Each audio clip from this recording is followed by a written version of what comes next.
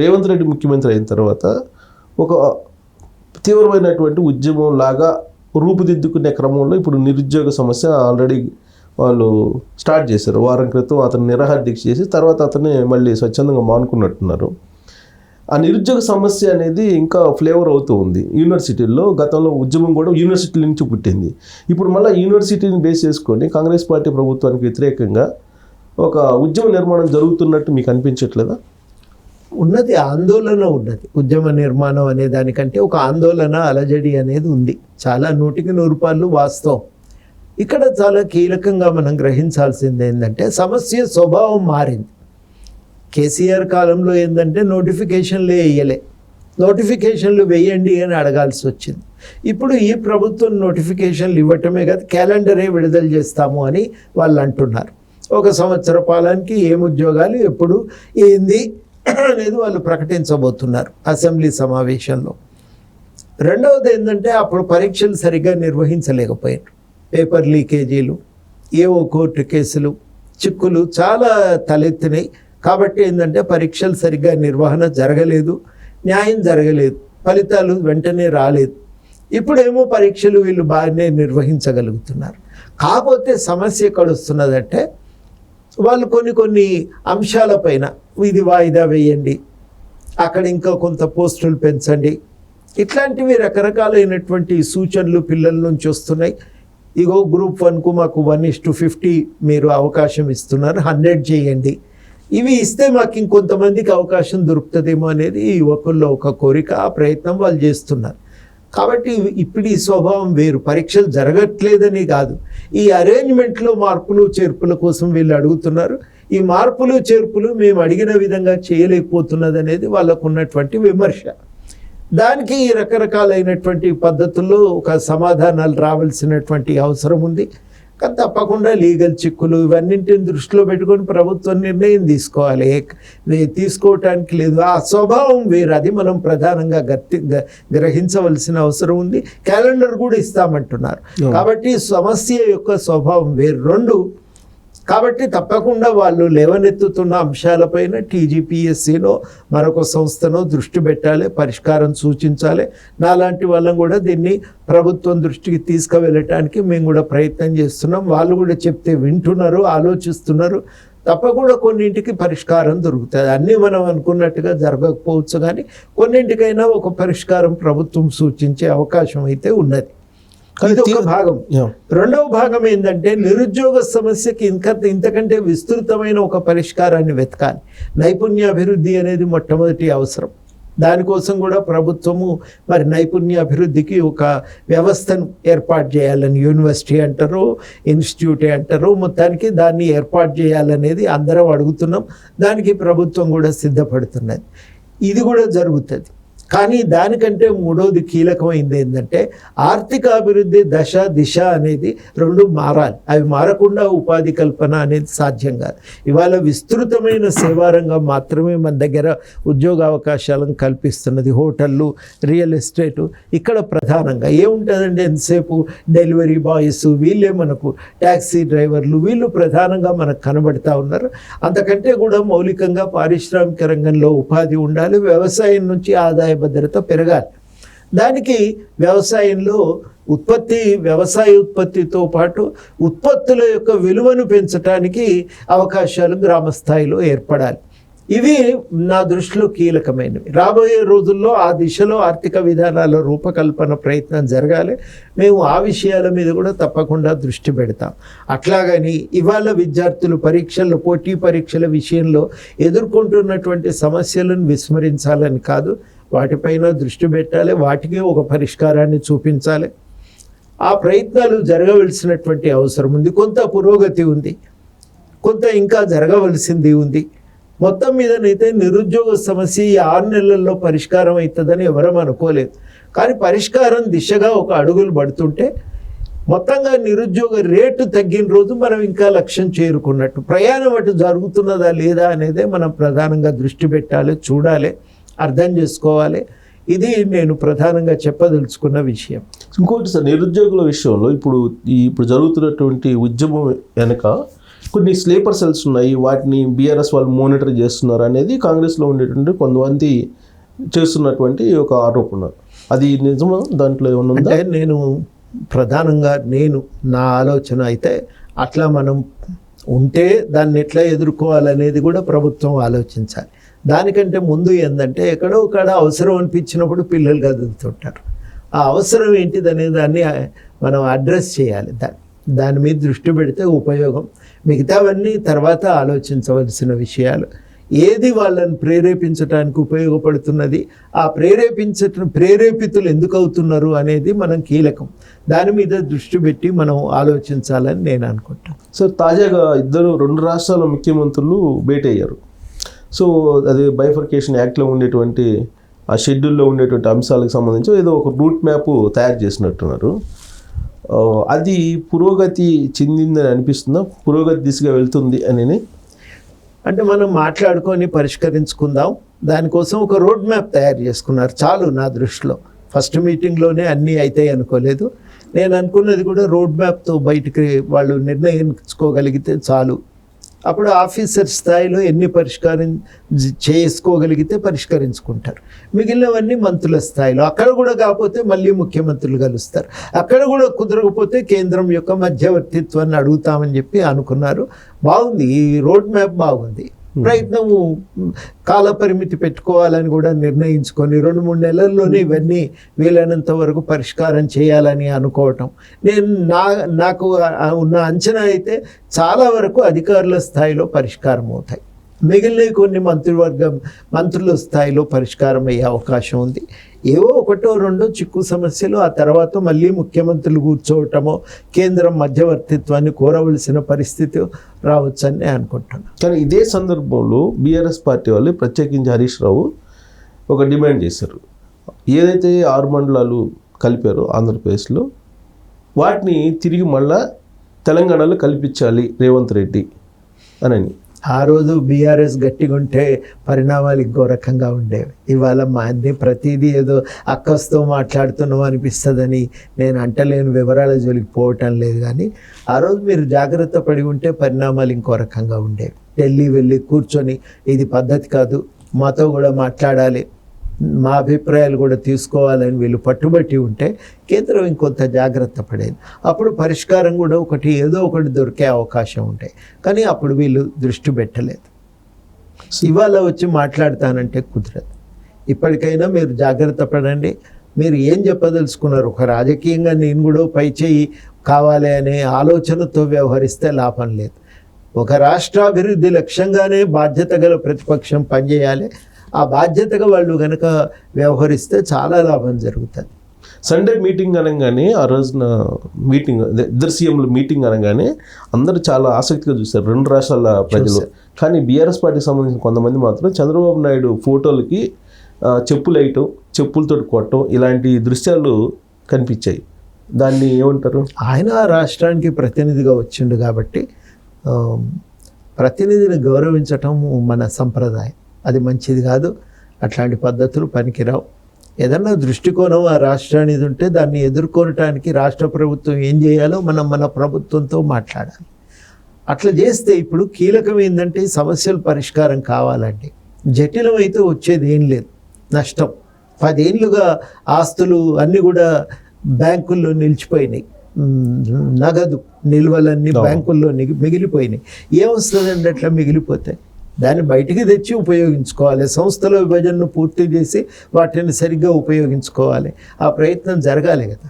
ఇప్పుడు అది చంద్రబాబు నాయుడిని బూచిగా చూపించి రాజకీయంగా ఎదగాలనే ప్రయత్నం బీఆర్ఎస్లో కనిపిస్తుందా మీకు? ధోరణి అట్లా ఉండకూడదని నేను స్పష్టంగా చెప్పదలిచింది. ఎవరైనా కావచ్చు కాక, నేను ఒట్టి బీఆర్ఎస్ని ఎత్తి చూపటం కాదు. కానీ బీఆర్ఎస్ ఒక ప్రతిపక్ష పార్టీగా వాళ్ళ మీద ఒక బాధ్యత ఉంది. మీరు ఈ సమస్యల పరిష్కారానికి 10 ఏళ్ళు కృషి చేయవలసింది చేయలేదు. ఇప్పటికైనా జరుగుతున్నప్పుడు తెలంగాణ పట్ల బాధ్యతగా మీరు వ్యవహరించాలి. మీరు పరిష్కారానికి సూచనలు చేయండి. ఎట్లా చేస్తే బాగుంటుందో చెప్పండి. అమలు కానప్పుడు మీరు ఏం చేయాలి అప్పుడు ఆలోచించండి. రాజకీయంగా ఎట్లా చేయాలనేది ఆలోచించండి. ఆ బాధ్యతను నువ్వు వదిలిపెడితే మంచిది కాదు. అది రాష్ట్రానికి మంచిది కాదు. రేపు నువ్వు అధికారంలోకి ఎప్పుడో ఒకప్పుడు వచ్చే అవకాశం అయితే ఉంటుంది నీకు కూడా. కానీ నువ్వు చెడగొట్టిపోతే నీకు వచ్చే లాభం ఏం లేదు.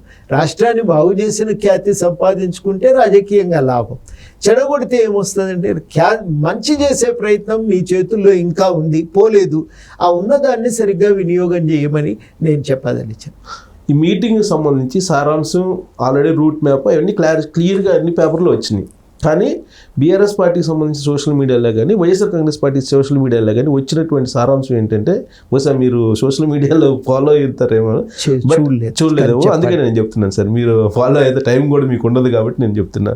ఇక్కడ బీఆర్ఎస్ వాళ్ళ సోషల్ మీడియాలో ఏంటంటే మొత్తం రేవంత్ రెడ్డి చంద్రబాబు నాయుడు రాసిస్తున్నారు, గతంలో పరిచయాలు ఉన్నాయి, తెలంగాణ సంపదను రాసిచ్చేస్తున్నారని వీళ్ళు మొదలు పెట్టారు. వాళ్ళు ఏం చేశారు, వైఎస్ఆర్ కాంగ్రెస్ పార్టీ వాళ్ళు చంద్రబాబు నాయుడుకి కొన్ని డిమాండ్లు పెట్టాడు రేవంత్ రెడ్డి. ఆ తీర ప్రాంతంలో ఉండేటువంటి ఓడరేవులన్నింటిలో భాగం అడిగారు, ఇస్తానన్నాడు చంద్రబాబు నాయుడు. తిరుపతి దేవస్థానంలో సగభాగం ఇస్తానన్నాడు చంద్రబాబు నాయుడు రేవంత్ రెడ్డికి. ఇలాంటి కామెంట్స్ సోషల్ మీడియాలో గత 2 రోజుల నుంచి వైరల్ అవుతున్నటువంటి న్యూస్. వీళ్ళు అడగరు, వాళ్ళు ఇవ్వరండి. ఎందుకు ఈ మాటలు మాట్లాడితే లాభమే ఉంది? ఏదైనా రాష్ట్రం ఇంకో రాష్ట్రంలో భూభాగాన్ని అడుగుతుందా? ఆ తీర ప్రాంతంలో వాటా అడుగుతుందా? తిరుపతి దేవస్థానంలో ఒక భాగం ఇవ్వమని అంటదా? అనటం సాధ్యం కాదు. మా ప్రయాణికులు, మా భక్తులు చాలామంది వస్తారు కాబట్టి బోర్డులో మా వాళ్ళని ఒకరిని పెట్టమని అడిగే అవకాశం మాకు కూడా అక్కడ భక్తులందరికీ ఇబ్బంది లేకుండా ఏర్పాట్లు చేసుకోవటానికి ఇంకో ఈ పాత్ర ఇవ్వండి అని అడగచ్చు. అది వేరే మాట. లేకపోతే మేము కూడా అక్కడ మా తీర ప్రాంతాన్ని ఎగుమతి చేసుకోవటానికి ఆడమేమన్నా సౌకర్యాలు చేసుకోవటానికి అవకాశం ఉంటుందా అని అడిగితే అడగచ్చు. అవి ఏ ప్రభుత్వమైనా అంత తలతోక లేకుండా వీళ్ళు డిమాండ్లు పెట్టారో వాళ్ళు ఒప్పుకోరు. అదేదో వాళ్ళిద్దరు ప్రైవేట్ వ్యవహారం లాగా సోషల్ మీడియాలో అది ప్రైవేట్ వ్యవహారం కాదు. ఆయన ఒక రాష్ట్రానికి ముఖ్యమంత్రిగా వచ్చిండు, ఈయన ఒక రాష్ట్రానికి ముఖ్యమంత్రిగా ఈయన సమావేశంలో పాల్గొన్నాడు. తమ ప్రజల పట్ల వాళ్ళకు జవాబు చెప్పవలసిన అవసరం ఉంది. అంత బాధ్యతారాహిత్యంగా ఎవరు వ్యవహరించడం అనేది కుదరదు. నాకు తెలిసి ఏకాంతంగా కూడా వాళ్ళిద్దరు మాట్లాడుకున్న పరిస్థితి లేదనుకుంటా. మొత్తం అందరూ ఉన్నారు కదా అక్కడ, అధికారులు ఉన్నారు, మిగతా మంత్రులు ఉన్నారు. కానీ గోను ప్రకాష్ రావు లాంటి వాళ్ళు కూడా ప్రత్యక్ష ప్రసారం పెట్టాలని ఒక డిమాండ్ చేశారు ఆయన. అది ఎట్లా సాధ్యమవుతుందండి? కాదది. ఎందుకు కాదు అని అంటే సాధ్యం కాదు. కొన్ని విషయాలు చర్చ జరిగేటప్పుడు రకరకాల వ్యాఖ్యలు చేస్తాం, అవి ఫైనల్ నిర్ణయాలు కావు. అవన్నీ కూడా బయట పెట్టుకోవాల్సిన అవసరం లేదు. సో ఆయన అనేది ఏంటంటే 2 దేశాల ప్రధానమంత్రులు 2 దేశాల అధ్యక్షులు కలిసినప్పుడే ప్రత్యక్ష ప్రసారం పెడతారు, వీళ్ళు ఎందుకు పెట్టరో ఏదో రహస్యం ఉంది అని అంటారు. అనుమానం ఆయన డిమాండ్, ప్రత్యక్ష ప్రసారం పెడితే అనుమానాలు ఉండవు అని. కొంత పారదర్శకంగా ఉండాలని అడగచ్చును, కానీ బహిరంగ పెట్టమంటే కాదు. అది పబ్లిక్ డిబేట్ కాదు కదా. ఇది మాట్లాడుకునేటప్పుడు చాలా విషయాలు చర్చలోకి వస్తుంటాయి, అన్నీ బహిరంగంగా చెప్పేటివి ఉండయి. ఆ జాగ్రత్త మనం కూడా పాటించాలి. సో ఈ మీటింగ్ అయిపోయిన తర్వాత తెలంగాణలో తెలుగుదేశం పార్టీ చాలా యాక్టివ్ అవుతుంది. చంద్రబాబు నాయుడు మీటింగ్ పెట్టేశారు. ఇక్కడ యాక్టివ్ తెలుగుదేశం పార్టీని చేయడానికి రేవంత్ రెడ్డి పరోక్షంగా సహకరిస్తున్నారు అనేది ఇంకొక వాదన బయటకు వచ్చింది తాజాగా. తెలుగుదేశం అంత తొందరగా పునరుద్ధరణ కాదు. పాత బేస్ చెదిరిపోయింది. అది చెదిరిపోయింది. ఇప్పుడు ఆంధ్ర ప్రాంతానికి ముఖ్యమంత్రి, ఆయన మీద మన తెలంగాణ ఏర్పాటుకు సహకరించలేదనే అభియోగం ఉంది. కాబట్టి అందువల్ల అదంత సులభంగా అయ్యే పని కాదు. అదేదో రేవంత్ రెడ్డి దానికి మంగళహారతులు బట్టి చేద్దామన్నా అది అయ్యేది కాదు. ఆ విషయం రేవంత్ రెడ్డి గారికి తెలుసు కాబట్టి దాన్ని వదిలిపెట్టి కాంగ్రెస్లోకి వచ్చిండు. కాంగ్రెస్ ద్వారా తాను తన రాజకీయంగా పరపతిని పెంచుకోవటమే కాదు, కాంగ్రెస్ పార్టీని అధికారంలో తేవాలనేది కూడా ఇవాళ ఆయనకున్నటువంటి లక్ష్యం. ఆ లక్ష్య సాధన కోసం ఆయన పనిచేస్తున్నాడు. ఇక్కడ ప్రాంతంలో ముఖ్యమంత్రి అయిండు కాబట్టి తాను తన హోదాను కాపాడుకునే ప్రయత్నం కూడా చేస్తాడు వ్యక్తిగతంగా. ఇది మామూలుగా కామన్ సెన్స్ విషయం. కాబట్టి ఈ విషయాలను నేను అనుకోవటము, ఇంతకు మించి దాన్ని మనం విపరీతార్థాలు తీస్తే వచ్చే ప్రయోజనం కూడా ఏం లేదు. అంటే దీనికంటే ముందు రేవంత్ రెడ్డి ఒక సందర్భంలో ఒక వ్యాఖ్య చేశారు, తెలుగుదేశం పార్టీని చంపేయకపోతే కేసీఆర్, ఇవాళ కేసీఆర్ పార్టీ చచ్చిపోయేది కాదు, అది ఆ రోజున కేసీఆర్ చేసిన తప్పు తెలుగుదేశం పార్టీని లేకుండా చేయటం అనేది అనే ఒక వ్యాఖ్య చేశారు. దాని కంటిన్యూషన్లో ఈ కామెంట్లు వస్తుంది. సరే, ఒకరు అనుకుంటే పోవటము, ఒకళ్ళ వ్యక్తి అనుకుంటే పైకి లేచి రావటము, ఏవి ఉదంతాలు అట్లా జరగవు. మనం ఏదో ఇంద్రజ కనికట్టు మాయజాలం అనేది అంత స్టేజ్ మీద ఏదో జరుగుతుంటాయి కానీ అది వ్యక్తిగతమైన ఘటనల విషయంలో జరుగుతాయి కానీ వ్యవస్థలు సంస్థల విషయంలో అట్లాంటివి జరగవు. అది చరిత్ర క్రమం, సామాజిక పరిణామాలు, పరిస్థితులు అవన్నీ కూడా దోహదపడుతూ ఉంటాయి. 1983లో ఎన్టీ రామారావు గారు అద్భుతంగా 9 నెలల్లో ఎదిగి రాష్ట్రాన్ని శాసించే స్థాయికి చేరుకున్నాడంటే అప్పటి రాజకీయ సామాజిక పరిస్థితులు వేరు. ఇవాళ సాధ్యపడట్లేదు తెలంగాణలో అంటే ఇవాళ పరిస్థితులు వేరు. ఒక చరిత్ర పరిణామం నడిచి ఇక్కడి దాకా చేరుకున్నాం. అంటే ఆయన ఏ సెన్స్లో అన్నారంటే అసెంబ్లీలో తెలుగుదేశం పార్టీని విలీనం చేసుకున్నారు కదా కేసీఆర్. ఆ తర్వాత తెలుగుదేశం పార్టీలో ఉండే లీడర్లందరినీ రకరకాలుగా ఆయన ప్రలోభ పెట్టి తీసుకున్నారు. దాంతో బలహీనపడింది కాంగ్రెస్ పార్టీ. ఇప్పుడు బీజేపీ వచ్చి బీఆర్ఎస్ పార్టీని మింగేయబోతుంది అనేది రేవంత్ రెడ్డి ఒక ఆలోచన, ఆ వ్యాఖ్య చేశారు ఆయన. నాకు అంటే వినలేదు, వింటే నేను ఇంకొంత విడమర్చి చెప్పే అవకాశం ఉండే. సో బీజేపీ బలపడే కొంది బీఆర్ఎస్కి తెలంగాణలో స్థానం ఉంటుందా సార్? ఒక రకంగా కొంత బీజేపీ ఎదుగుదలకు బీఆర్ఎస్ఏ పూనుకున్నది. అది బీఆర్ఎస్ చేసిన తప్పిదం. తనకు 2 బీఆర్ఎస్ చేసిన తప్పిదం ఏంటంటే తెలంగాణ అస్తిత్వమే ఆ పార్టీ ఎదుగుదలకు మూల కారణం. తన మౌలిక సిద్ధాంతాలను ఏ పార్టీ వదులుకోదు. కానీ బీఆర్ఎస్ చేసిన పెద్ద తప్పిదం ఏంటంటే తన మూల సిద్ధాంతాన్ని, తన పేరును వదులుకోవటమే వాళ్ళు చేసిన పెద్ద తప్పు. సో ఆ పార్టీకి మొదటి నుంచి మీరు చూస్తున్నారు కదా, మీరు కూడా అంటే పార్టీ ఫక్తు రాజకీయ పార్టీ అనడానికి ముందు మీరున్నారు. ఫక్తు రాజకీయ పార్టీ అని చెప్పి కేసీఆర్ అన్న తర్వాత మీరు అప్పటికే బయటకు వచ్చినట్టున్నారు. దూరం జరిగారు. అంటే వాళ్ళు దూరం జరిపినారు కూడా. ఆ పార్టీకి ఏ ప్రాంతీయ పార్టీకి దేశంలో లేనన్ని ఆస్తులు, నిధి అంటే డబ్బు నిధి ఉన్నాయి అని చెప్పి ఆయనే చెప్పారు. స్వయంగా ఆయనే చెప్పి నేను దేశవ్యాప్తంగా విస్తరింపజేస్తాను ఆ పార్టీని అని చెప్పేసి అన్నారు. ఉదాహరణకి తీసుకుంటే కోకాపేటలో విలువైనటువంటి భూములు తీసుకున్నారు. వాటిని మళ్ళీ ఈ గవర్నమెంట్ రికవరీ చేసుకునే అవకాశం ఉందా? ఉంటుందండి. ఎందుకుంటే కేటాయింపు సరిగ్గా జరగకపోతే వెనక్కి తీసుకోవచ్చు కూడా. దానికి కావలసిన ధరను రాబట్టుకోలేదనుకుంటే, ఎందుకంటే సుప్రీంకోర్టు చాలా స్పష్టంగా చెప్పింది ప్రభుత్వ భూములను అట్లా విచ్చలవిడిగా పంచడానికి వీల్లేదని. అట్లా పంచినప్పుడు మార్కెట్ విలువను తీసుకోవాల్సి ఉంటుంది. ఆ మార్కెట్ విలువ ఇవ్వకపోతే తప్పనిసరిగా ప్రభుత్వం పునరాలోచన చేస్తుంది, మార్కెట్ విలువను రాబట్టుకునే ప్రయత్నం కూడా చేస్తుంది.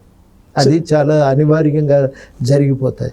ఇంతటి బదులు వాళ్ళే భూమి కొనుక్కుంటే అయిపోయేది, కొనుక్కొని ఆఫీసులు కట్టుకుంటే సరిపోయేది. దాని బదులుగా ప్రభుత్వం నుంచి ఇప్పించుకున్నారు. ఆ ఇప్పించుకున్నప్పుడు ఏం చేసినారో మరి ఆ పద్ధతులు పాటించినరా లేదా, సరి అయిన ధర రాబట్టుకున్నారా లేదా అనే విషయాలు అయితే అనుమానాస్పదంగా ఉంటాయి కదా. వాటిపైన తప్పకుండా తేల్చుకోవాల్సిన అవసరం అయితే ఉంది. సార్ ఇంకో కీలకమైన పాయింట్ ఏంటంటే, రీసెంట్గా నేను ఒక తెలంగాణ వీటిలో జర్నలిస్ట్ తోటి కూడా ఇంటర్వ్యూ చేసినప్పుడు టీఆర్ఎస్ పార్టీకి ఉన్నటువంటి ఆస్తులు కానీ సంపద కానీ ఏదైతే ఉందో అది తెలంగాణ సమాజానికి మొత్తానికి సంబంధించింది కాబట్టి ఆస్తి మొత్తం మాకు రావాలి అని చెప్పి ఆయన డిమాండ్ చేస్తారు. అట్లా ఆ లెక్కలో చూస్తే అన్ని ఆస్తులు, పార్టీలకున్న ఆస్తులు అన్నీ కూడా ఒక సమాజంలో ఒక బాధ్యత నిర్వర్తిస్తున్నందుకే వచ్చినవి. కాబట్టి ఒక సమాజ హితం కోరి ఆస్తులను ఉపయోగించుకోవాల్సి ఉంటుంది. చట్టపరంగా చూసినప్పుడు ప్రభుత్వం భూములు కేటాయింపులు చేసినప్పుడు కొన్ని పద్ధతులు పాటించాలి. ఆ పద్ధతులను పాటించి వాళ్ళు ఆ బాధ్యతగా తమ దాని పట్ల అంటే ఆస్తులు ప్రభుత్వం నుంచి పొందినప్పుడు వాళ్ళు ఏ నియమాలను పాటించాలో వాటన్నింటిని పాటించాలి కదా. అది మీరు చెప్పింది రాజకీయ పార్టీ సందర్భంలో. ఇక్కడ ఉద్యమ సంస్థ అంటాడు అతను. ఉద్యమ సంస్థగా వచ్చింది అప్పుడు ఒక బంజారా హిల్స్ భవనమే. మిగతావన్నీ తర్వాత వచ్చినాయి కదా, మిగతావన్నీ తర్వాత సంపాదించుకున్నాయి కదా. అవన్నీ ప్రభుత్వంగా ఉన్నప్పుడు కేటాయించుకున్నవి ఫక్తు రాజకీయ పార్టీ అన్నాక. కానీ అప్పుడు మనవి చెందకుండా కాకపోతాయి అంటే అట్లా కాదు. నువ్వు సమాజంలో ఒక సంస్థగా నీకు ఇచ్చిండ్రు, ఆ బాధ్యతలు ఏం తప్పిపోవని నేను చెప్పదలుచుకున్నాను. మొదటిది. రెండవది ఏంటంటే చట్టపరంగా కూడా ఆస్తులు పొందటానికి ఒక పద్ధతి ఉంటుంది, ఆ పద్ధతులను కూడా పాటించాలి. పాటించకుండా అధికారంలో ఉన్నాం కదా అని అప్లికేషన్ పెట్టుకొని ప్రత్యేకంగా జీవో తెచ్చుకొని ఆ అప్లికేషన్లు అన్నింటికి వెంటనే అధికారులు స్పందించి భూములు కేటాయించటం ఇవన్నీ కూడా వేగంగా జరిగిపోయినాయి. అప్పుడు పద్ధతి పాటించకపోతే మరి తర్వాత కేసు అయితే రీఓపెన్ అవుతుంది కదా. సో ఫైనల్గా సార్, మీరు ఎమ్మెల్సీ అనేది జస్ట్ న్యాయపరంగా ఏదో కొద్దిగా హడ్డిల్స్ ఉన్నట్టుంది. అది క్లియరెన్స్ ఎప్పుడు అయ్యే ఛాన్సెస్ ఉన్నాయి? ఎప్పుడు వస్తుందో నాకు కూడా ఏం తెలియదండి, వాస్తవానికి ఏం తెలియదు. నేను అడగలేదు, పోయి దానికోసం పైరవి చేసింది లేదు. అది వచ్చినప్పుడు వస్తుంది అంతే. ఈ శ్రావణ్ ఈ మధ్య ఏదో కామెంట్ చేశారు, ప్రొఫెసర్ గారు అంటే నాకు చాలా గౌరవం, ఆయన స్వచ్ఛందంగా అసలు వెనక్కి తప్పుకోవాలి, అటు కాదు అది ఆయన నైతికంగా ఆలోచించి వెనక్కి తప్పుకోవాలి అని అంటాడు ఆయన. నేను ఇచ్చేది కాదు, ఇవ్వగలిగే అర్హత శక్తి నాకు లేవు, కాబట్టి అది అంతకు మించి నేనేం చెప్పదలుచుకోవాలి. ప్రస్తుతం గవర్నర్ కోర్టులో ఉన్నట్టనేది ప్రస్తుతానికి గవర్నర్ రాజ్భవన్లో ఉంది ఫైలు. ఆ నిర్ణయాలను ప్రభావితం చేయటము నా వల్ల కాదు. ఆ నిర్ణయాల వల్ల మార్చి శ్రవణ్ పేరు మీద దఖలు పరచడం కూడా అయ్యే పని కాదు. అది రాయవలసిన వాళ్ళకి రాస్తే ఉపయోగంగా ఉండేది.